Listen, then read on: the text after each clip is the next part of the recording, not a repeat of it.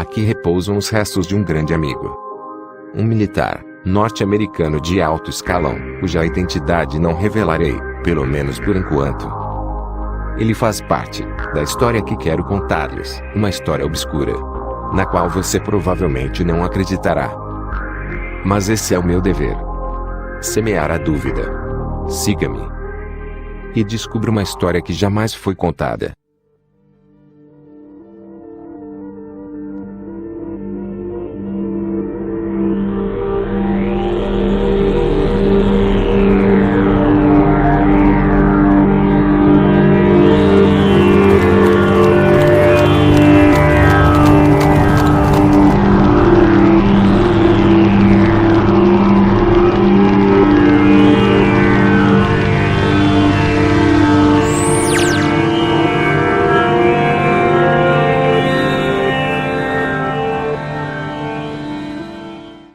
Antes de entrar em cheio nas chaves dessa história, permitam-me fazer uma observação, que está diretamente relacionada com a história que quero contar. Siga-me novamente, e guarde-a em sua memória.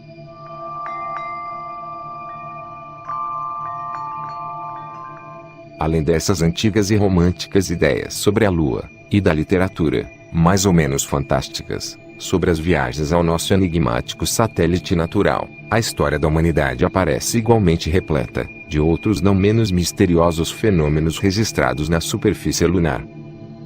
No verão de 1178, um pouco antes do sol se pôr, um grupo de monges da Catedral de Canterbury observou na beira da Lua um formidável resplendor, acompanhado de gigantescas labaredas. Em 1789, o astrônomo Schroeder completou atônito uma enorme zona iluminada, na chamada região dos Alpes lunares. Ao longo desse ano, outros observadores deram testemunha da presença, na superfície lunar, de incríveis e desconcertantes luzes, que se moviam entre mares e crateras. Em 1820, o também astrônomo François Arago publicou nos Anais de Química e Física o relato de outra observação surpreendente. Durante um eclipse, toda uma formação de luzes fez evoluções sobre a Lua, mantendo a ordem de voo durante as curvas. Em 1843, o mencionado astrônomo alemão Johann Schroeder presenciou outro fenômeno, para o qual não encontrou uma explicação. Ao observar a cratera Linné, no Mar da Tranquilidade, o cientista comprovou algo desconcertante. Uma cratera, de cerca de 7 km de diâmetro, que mudava regularmente de formato. Pouco depois, para o espanto da comunidade científica, a cratera em questão desapareceu por completo. O que havia acontecido? Em 1971, Apollo 15 sobrevoou a região e fotografou Linné. Os astrônomos ficaram totalmente desconcertados. A cratera Linné tinha apenas 2.700 metros de diâmetro, e estava lá. Em 1877, o astrônomo inglês Klein foi testemunha de outras intensas e rápidas luzes, que se dirigiram ao centro da cratera Platão. Uma vez dentro da caldeira, as luzes se reuniam, formando um triângulo. Em 1950, o Dr. Wilkins foi testemunha de outro evento, aparentemente impossível.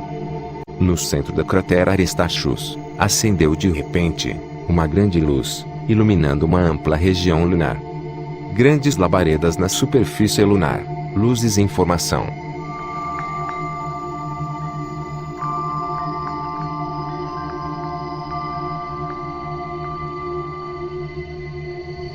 O que estava ocorrendo na Lua? E durante uma década, entre 1957 e 1968, os militares norte-americanos e soviéticos foram confirmando o que já sabiam, ou imaginavam, e muito mais. E nesse período, foram lançadas mais de 20 sondas automáticas, que se chocaram com a Lua, ou alunizaram suavemente.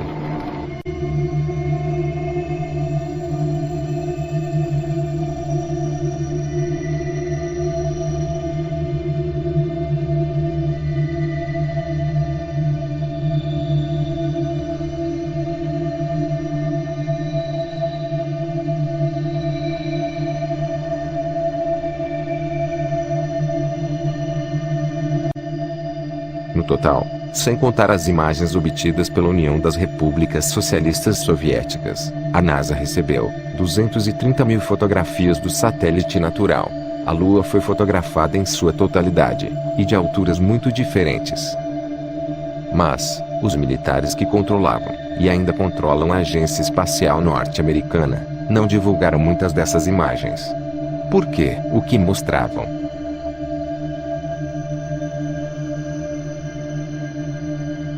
Quando o Meur Vermelho me entregou algumas destas fotografias, fiquei desconcertado. Se tratava de imagens altamente confidenciais, jamais divulgadas.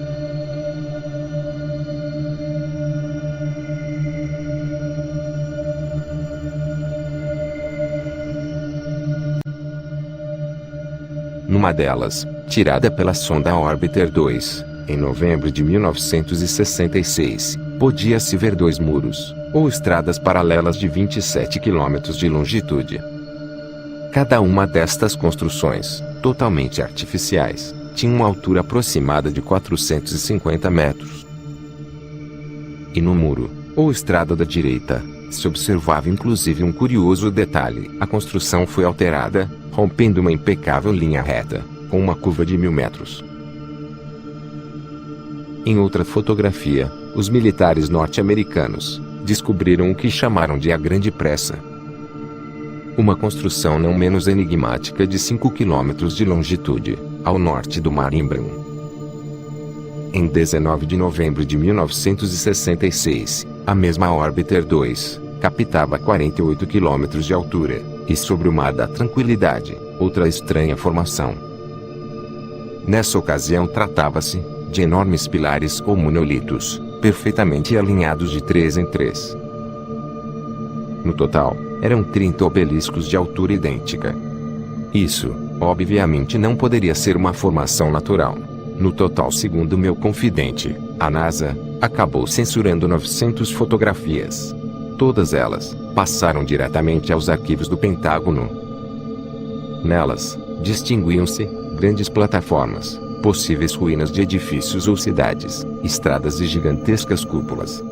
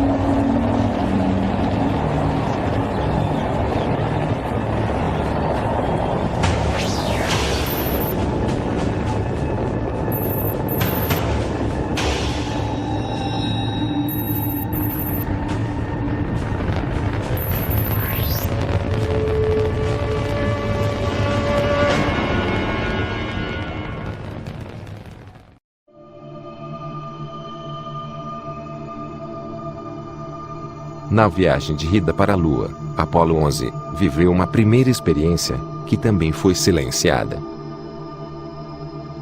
Quando se encontrava a 200 mil quilômetros da Terra, um estranho e gigantesco objeto apareceu próximo à nave.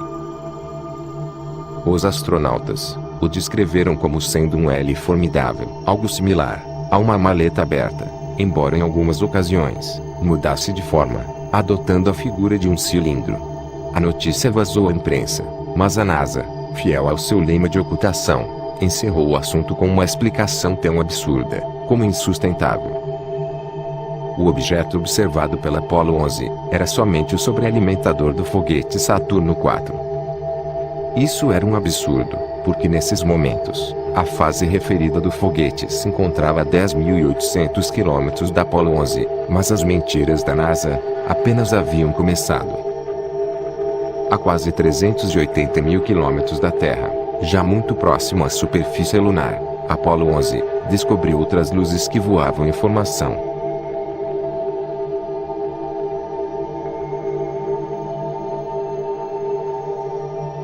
Segundo o Méouro Vermelho, aquelas luzes pareciam esperar a Apollo 11. Eram muito brilhantes e voavam em perfeita formação.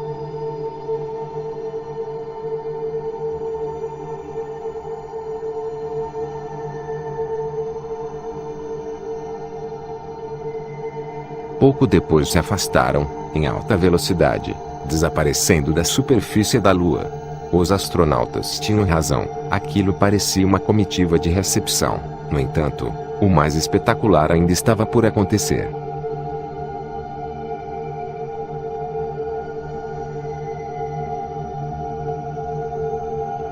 Armstrong e Aldrin finalmente desceram. Seu companheiro, Collins, permaneceu em órbita lunar, a 110 km de altura.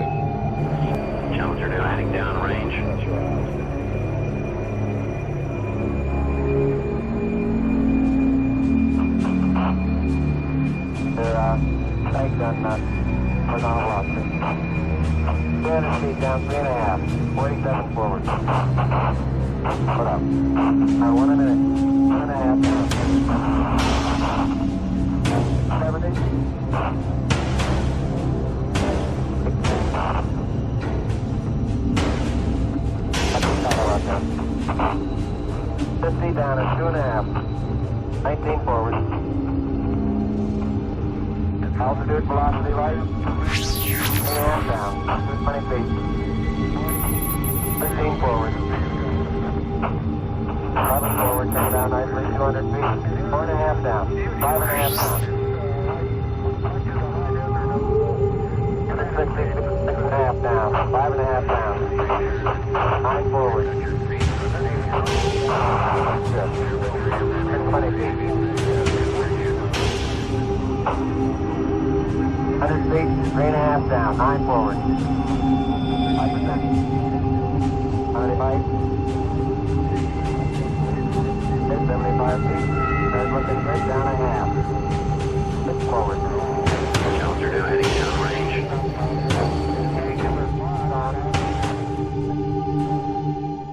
E pouco depois da história lunissagem, Armstrong e Aldrin se assustaram novamente. A frequência cardíaca deles disparou para 150 a 160 batidas por minuto. As palavras de Armstrong, atropeladas, deixaram perplexos os técnicos de Houston.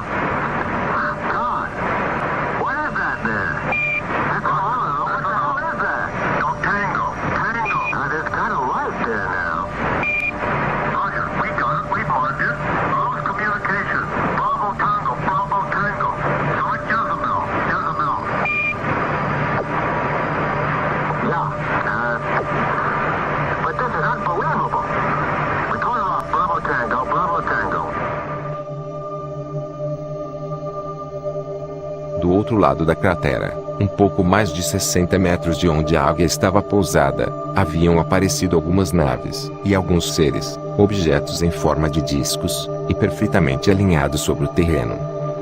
E junto a eles, vários seres, muito altos, com uniformes brancos e justos. Quando os astronautas, obedecendo às insistentes ordens de Houston, tentaram filmar, os objetos e os seres, desapareceram.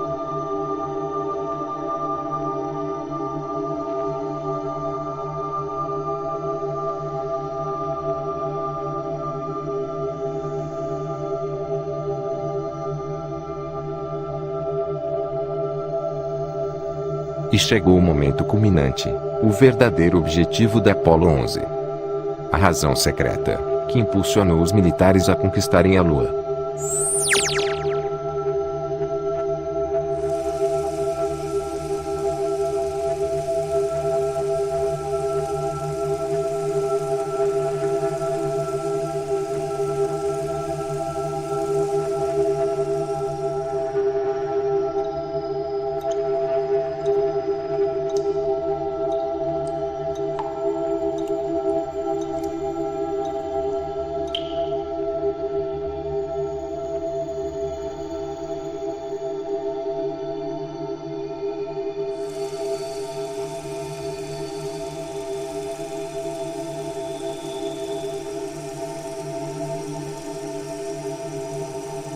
Esta foi a verdade, a única e secreta verdade.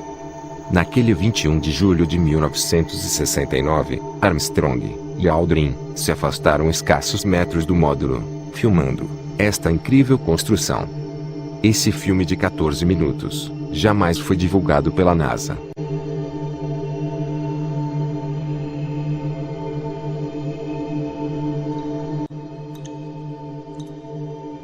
Méour Vermelho foi um dos poucos norte-americanos que teve acesso a ela, a poucos metros da Águia, e não foi casualidade. Tudo estava minuciosamente programado.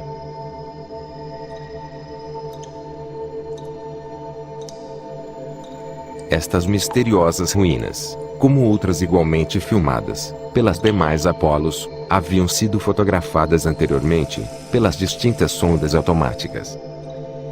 Uma delas, a Surveyor 5, lançada em 8 de setembro de 1967, foi decisiva. Alunizou no mar da tranquilidade, muito próximo a esta construção, enviando 19.000 fotografias.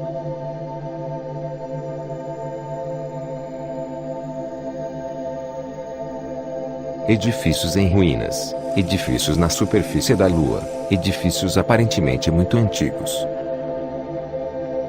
Mas foram construídos por quem? Obviamente, que não fomos nós, seres humanos. Restava apenas uma resposta: isto era obra de uma civilização não humana.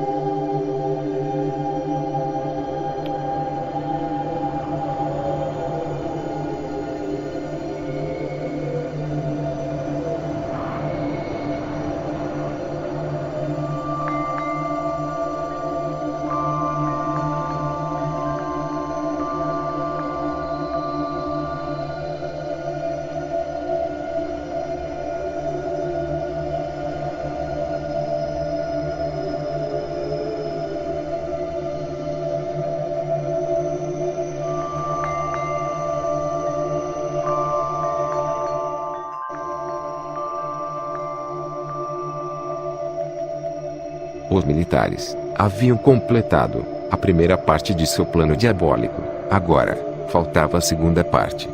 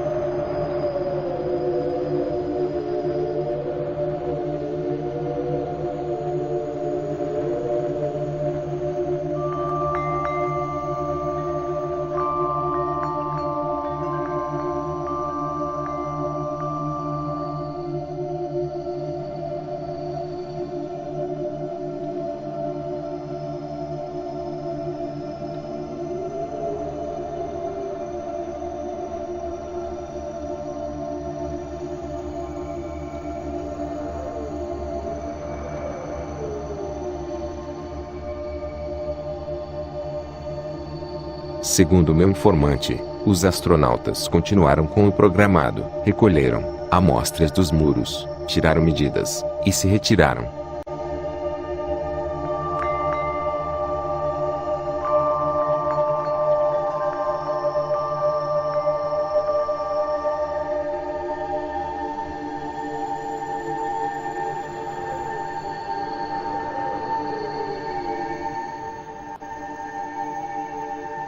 A insólita construção, bastante similar a um hangar, media 60 metros de longitude, com uma altura máxima, nos muros, de 9 metros. Apresentava 12 aberturas, ou janelas, e uma espécie de porta frontal, de 5 metros de profundidade, por 3 metros de altura. Segundo as análises feitas na Terra, o material com que havia sido construído era similar ao da superfície lunar. Cerca de 60% dos átomos era de oxigênio, com 0,1% de peso, constituído por hidrogênio. As paredes se encontravam bastante erodidas. Essas circunstâncias, dado que na Lua praticamente não existe atmosfera, fez os militares pensarem que o edifício em questão poderia ter vários milhares de anos. A excursão secreta de Armstrong e Aldrin a esse hangar, e naturalmente, os 14 minutos desse filme, jamais foram divulgados pela NASA, oficialmente não existem, mas faltou pouco para que essa aventura incrível vazasse à opinião pública. Tudo se deveu a um erro da NASA, que permitiu sua publicação, naquele 21 de julho, de uma sucinta e incompreensível notícia, em um telex, que deu a volta ao mundo. Se afirmava, textualmente o seguinte: o coração do astronauta Neil Armstrong alcançou 160 pulsações por minuto, ao finalizar hoje o seu passeio lunar, enquanto estava trabalhando na dura operação de carregamento de amostras de rochas e solo lunar. O fato passou praticamente desapercebido, mas alguns, com toda razão, se perguntaram como era possível que Armstrong sofrera tamanha aceleração cardíaca, no mais que inofensivo e cômodo transporte de rochas lunares. Na delicada descida da Águia, a frequência cardíaca de Armstrong chegou a 156 batimentos por minuto. Aí sim, estava justificada a forte alteração do astronauta. Por outro lado, no carregamento das rochas, não tinha sentido. Armstrong, de 39 anos de idade, já tinha realizado 78 missões de combate na Coreia, havia voado em mais de 200 modelos de aviões, e era famoso pela sua frieza e nervos de aço. Por que se alteraria em até 160 pulsações no recolhimento de amostras lunares? A absurda notícia divulgada por Charles Berry, médico dos astronautas, não levou em consideração, além disso, outro pequeno detalhe, que invalidou a forçada explicação oficial. Durante as 3 horas que durou o passeio lunar, Armstrong e Aldrin recolheram um total de 25 kg de rochas, uma vez que na superfície da Lua existe uma força gravitacional 6 vezes menor que da Terra. O peso real das rochas foi de 4 kg, sendo 4 kg dividido entre os 2 astronautas, isso em diferentes momentos da excursão lunar. A versão da NASA, efetivamente não era crível.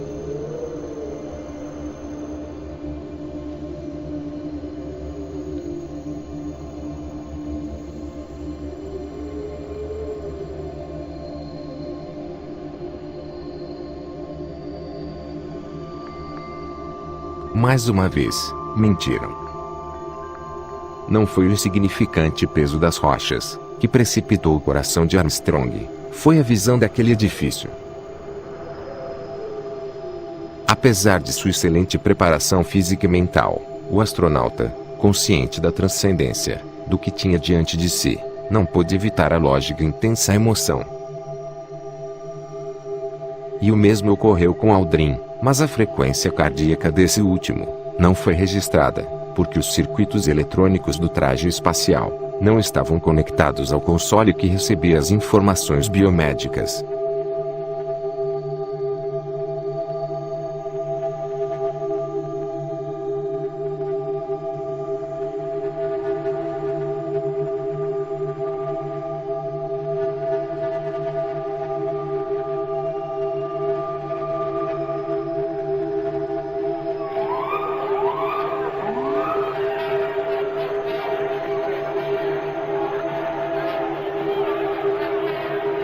Os homens do planeta Terra pisaram aqui seus pés pela primeira vez. Julho de 1969.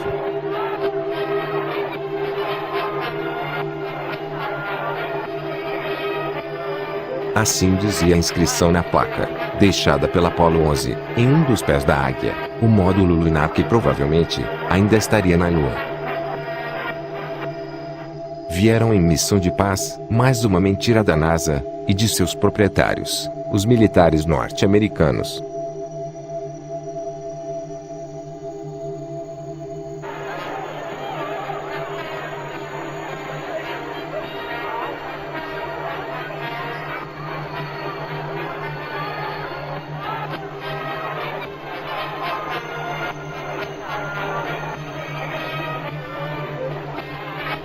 Méour Vermelho foi contundente até dezembro de 1972, data em que se interrompe o projeto Apollo, e outras 5 naves viajaram para a Lua.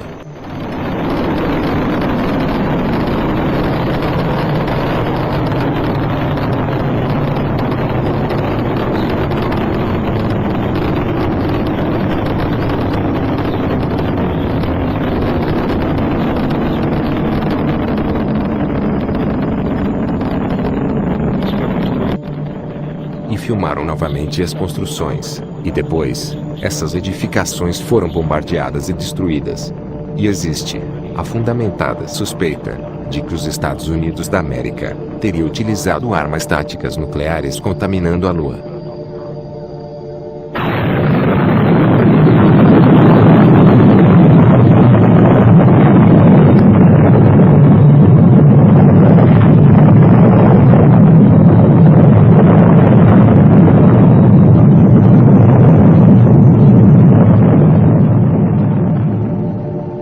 Assim terminou a segunda fase do plano diabólico. Os militares norte-americanos não consentiram que essas estruturas pudessem criar o caos na Terra. Assim eles disseram.